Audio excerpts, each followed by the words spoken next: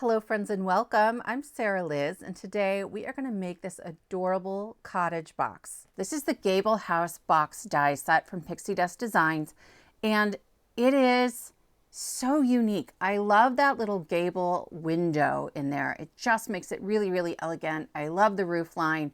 And we're going to make the box today, but we're also going to use the Gingerbread house add-on that has tons of really great extras to go with it.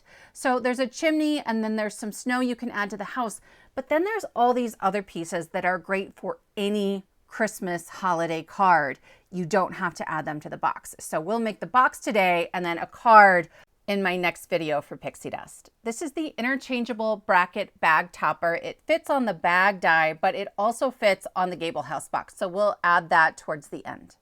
So I've cut the main piece twice, and then this is the bottom piece, and I've cut that once. And I am adding double-sided tape on all the little flaps. They're slightly larger than 1/4 inch, which I love. So my 1/4 inch Scor-Tape fits beautifully on there. And then I'm just folding everything as a mountain fold. I don't need a bone folder. These aren't card creases. These are just to help the box go together. So I'm going to start by adding these two larger pieces together. I will remove the double-sided tape from one flap, and then I'm going to put a little bit of glue on that flap just to give me a little bit of wiggle room. I'm lining it up on one of the grid lines on my mat, but if you stuck this in your Misty or something else that has a really clear straight edge, maybe your scoreboard, that's another great way to get those lined up. And then you can see how these just sort of wrap around into the box. Don't close it yet. You want to start adding the bottom before you add the flap on the side of that main piece. So again, one piece of double-sided tape has been revealed and I'm adding a little glue, and I will tuck the short flap under so that I can see where my line is, where I've got to get everything sort of straight and lined up. And I will just lay the larger piece onto the flap and press it flat. Once you get the first one on there, the rest go together really easily because there's really nothing to line up. You just sort of fold it up together and make sure you're pressing firmly. I like that the double-sided tape gives you that instant grab, but the glue gives you a little bit of float time while you're trying to get all the pieces put together. This is then our third flap. Again, I'll remove the tape. I'll add my little bit of glue. I love little treat boxes like this for the holidays. Am I going to make 20 of these? No, no, I'm really not. But I don't give a ton of gifts anymore. I give a handful of gift cards to family and then some handmade things.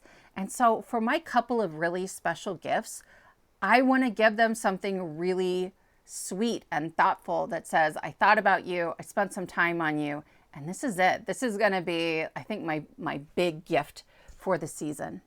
This last one, you have to reveal two flaps at the same time, and I'm going to tuck the longer flap along the side here so you can see like the side of the house and the front of the house, and then the other piece will tuck against the bottom. Once it's all folded up, I'm just using my bone folder to press against those flaps and make sure everything is secured nicely. This house has so many incredible details to it, and part of what I love is this roof and the debossed detail in there.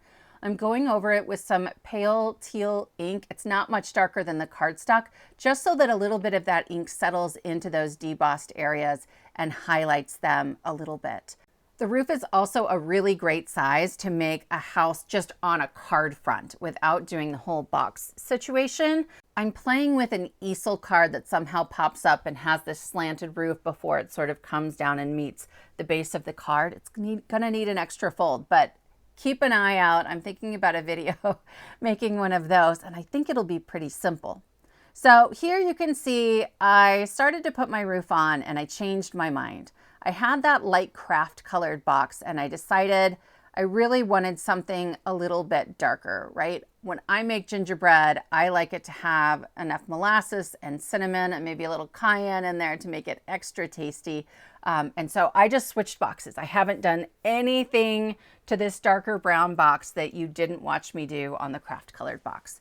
When I add my roof, I used my ruler just to get the crease for that awning, but then it will line up at the very top and along the sides. This is quick and easy placement. I'm using wet glue to make sure I have a little bit of wiggle time. I did not glue down the sort of scalloped pieces on the front of the box. You'll see why later. This is our gable window. Okay, I've added 1/8 inch Scor-Tape on all those little flaps, and you can see kind of the orientation of the window. And then this is going to go over the top of it. It's sort of the roof for the window. So I'm going to start by adding the roof to the window, and I'll just remove my little bit of Scor-Tape on those top 2 pieces there. And I'm adding glue, but honestly, maybe not, right? There's not a lot of contact area, and so I need that grab to be really strong. You can see I'm struggling with it a little bit. I would skip the wet glue on this step, and then I'm just going to press really firmly, and I'll hold it for a second, and that will grab nicely. And then as I continue around, there's on those teeny tiny flaps on the left and right side, I won't add the glue because I've learned my lesson. I know better now. I use my pokey tool to release that double-sided tape, and then those just sort of wrap around the side.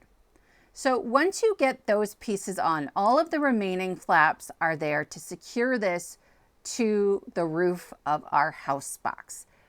But I felt like that was a little bit fiddly. If you're up for it, if you're game, go for it, right? It's gonna just, all those flaps tuck under. I felt like it was a lot of flaps to try to fold back at the same time. So I just cut another one of the front window pieces, and I'm gonna trim a little bit inside of the score lines, and I'm creating a backer for our window so that I can get that lined up a little more easily, not on the house, and I have more surface area to stick to the roof. So I'm just removing all of my release tape, and then I'm gonna line this up at the bottom, okay? I'll stick that down. I'm not using any glue here. I think the double-sided tape is enough, and you've got quite a bit of control when you do it this way. It doesn't fit perfectly, it doesn't need to, but now all those little flaps are stuck together. Before I add my window, I did want to add some of the snow details. I've cut 2 of them, one for each side of the box, and I will just glue those down. I use some white glitter cardstock, which I love. Just a little bit of sparkle, a little bit of shine. It's the holidays after all. And then there is also some snow that you can add to the window. The snow extends out beyond the very edge of the house, and so you kind of need to put the snow together first and then add it. There's a tiny little flap. You can see it on the right. I'm folding it up right now. If you were using regular cardstock, that flap is really easy to secure with some wet glue, but I'm using glitter cardstock. So I brought out my 1/8 inch Scor-Tape again, and I will just trim off around it to remove any of the extra sticky pieces. And then I can adhere this first part of the snow together. On the sides, there are little tiny flaps as well. I should have added Scor-Tape at the same time I did the first one. I just didn't realize they were there. So on both sides, you've got like a little flap to secure as well. And then you can see when you put that snow on top of the roof, I'm just going to use some wet glue. The snow hangs out sort of over the edge of it, which I love. I think it's a really great effect. So I will just hold that together and give it a minute to dry. Even on the back, that glitter cardstock is sometimes not as easy to adhere as regular cardstock, but that's okay. I am going to shellac the back of my window just to make sure I've got really good contact. And then I'm going to line it up in the center of my roof. And it's great. There's these little lines to make the shingles on the roof, and that helps me to line everything up. Then I can begin decorating the house itself. This is the door. The die for the door doesn't cut out the entire arch because you could put this on a card and make it so the door opens. There's also a window die that opens. And I just think that it's so clever. I have so many plans to use this for some interactive cards and some fun little pieces. So I trimmed out around the door hinge because I don't want my box to open and create a hole in it. And then I will just add my little trim, my white trim around that. There is a circle die that is going to fit behind the window, so I did that. And then for my arch-shaped windows, I cut them out twice. I cut them out once from white, and then I cut them out again from that same light blue I'm using behind the door and the circle window because there isn't a die that fits behind it. And I will just use those little blue pieces to fill in the spaces in the middle of the window. From here, I'm just decorating the front of the house and putting on the basic features. I love these steps. I think they're a really great addition to this house. They make it look a little extra special, kind of fancy. And then we'll get to some of the extra dies from the add-on that make this really a holiday box. If you like this house box, there is also a Halloween add-on for this one. And again, the add-ons are so smart. The Halloween and the gingerbread house both have so many pieces you can just use for a card front, right? And that to me is really the gem of any die set. Yes, it's designed to do this one thing, but how can I stretch it? How can I turn it into something else? How can I do a variety of cards? In my next video, we are going to take a bunch of the little extra pieces and we're going to create a column shaker where there is a clear column of shaker window from top to bottom on the card. And I love it so much. I can't wait to show it to you. Maybe I'll give you a sneak peek at the end of this video. Okay, so I am just adding in those little pieces from the inside of the window. If you didn't want to do that, it would be really easy to just glue the white frame to some light blue cardstock and trim right around it. So here are a bunch of the add-on pieces. I am just going to put together one of each, but I did make multiples, and then I just have actually a ton in my stash now to make more cards because I loved these so much. There's this little like lollipop on a stick, and then the candy cane. I have done mine in some non-traditional colors. Please let me know in the comments. I want to know what your favorite Christmas color combinations are because I feel very strongly about this one. And other color combinations that are kind of similar to this. There's a lot of teal, like a limey, lighter green, a lot of pink, but I need to branch out. I need to try some more interesting color combinations. Red and green I can do once or twice, but then I get tired of it. So please, please give me your best ideas. I would love to try something new. I love that wreath.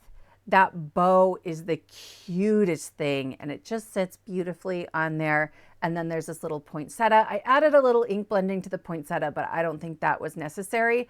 This ink blending on the tree, I think makes it. It's the biggest add-on piece to this, the tree is. And so just that little bit of darkness right at the top of the bottom piece and the middle piece helped to create the sort of variations in the layer that the die is intended to highlight, right? Otherwise, you could just put that backer piece on your card and it wouldn't look all that different.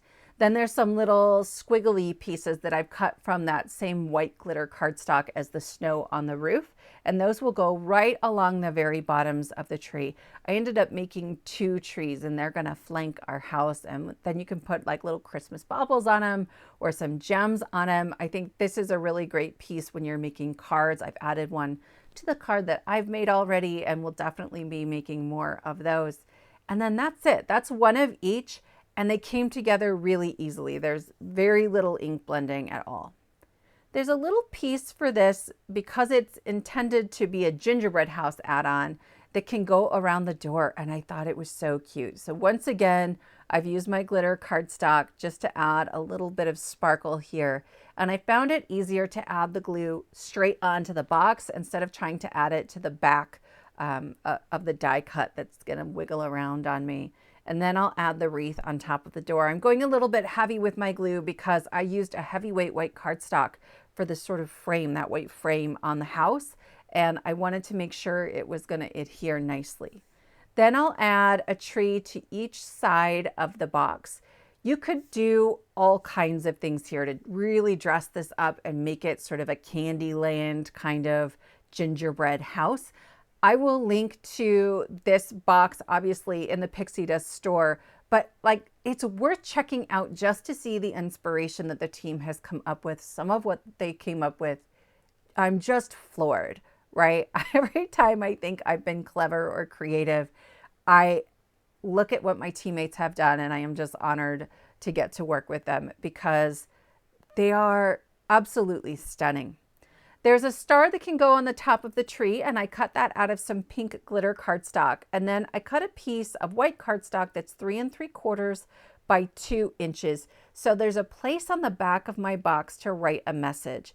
And this is why I didn't glue the little flaps of the roof to the box. I wanted to be able to lift that up and tuck that underneath.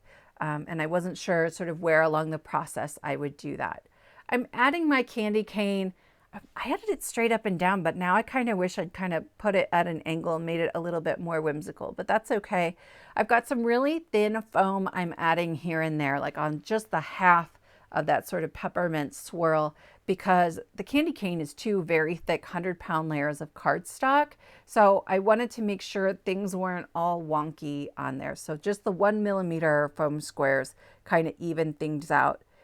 Along the way, I started adding some Stickles to those gumdrops before I realized I hadn't decorated the other sides of my box. So I edited that out. I just wiped off the Stickles because I wanted to finish the box, but I did go back and add them on a little bit later. Then on the front, I'm going to add 2 poinsettias, one on either side of my steps. And I used a gold gel pen just to create 3 little dots in the center of the poinsettia. I just thought that little extra sparkle and another color on there added to the depth and dimension of it. There are a couple of leaves that go with the poinsettia, and I just cut a bunch of those, and then I'll layer the poinsettia flower right on top of that. I'm putting together the roof here. It's just 2 pieces, and then you can glue it to the top of your house. And I'm kind of looking at it, and I, in the end, decided not to add it, but you'll have to let me know what you think. Would you have added the roof? Would you have left the roof off? I looked at it and I was like, nah. And then so then I added the snow. Maybe with the snow, I wanted to add it. I don't know. I'm looking at it now and I really like it. I kind of wish I had. I suppose I can still go back and do that if I really want to. I have some pale blue gems here, and I am just adding 3 little dots of glue, and then I'm adding the smallest, the teeny tiniest little gems onto my tree. I think you could have a lot of fun. You could really go nuts and decorate this tree with tons of little ornaments. I don't know about you guys. I have young children, and so the tree at our house kind of looks like a tornado came in and knocked over the whole stash of ornaments, and they just happened to land on the tree somewhere. So clearly this is my dream house where there's this lovely, elegant pair of trees.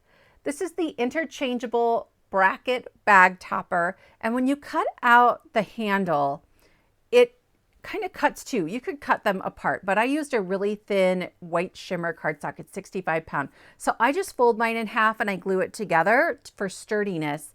And then you can see I'm just coming right along the top edge. There are little tiny flaps that hang out the side that hold the whole box closed. And the handle fits perfectly on there. You could, if you were going to fold this in half, like glue one to either side of the roof before you ever put like the blue roof and the snow on there. That would work as well. In the end, I only added 1 handle. You could add 2, but I didn't feel like it needed it. And I didn't want to have to squeeze that much cardstock through the holes on the sides. But that finishes up our box. It opens up really easily. And then this is big enough to fit a gift card. I'm going to hold a gift card kind of on the front there, but you could even put that up and down. I think I'm going to put some candied pecans or candied almonds in there. That's the gift I give my family that they seem to love the most. And then you just slide the little side pieces closed over those brackets and it's done. I hope you've enjoyed this project. If you do, please give it a thumbs up, consider subscribing, and I will see you next time.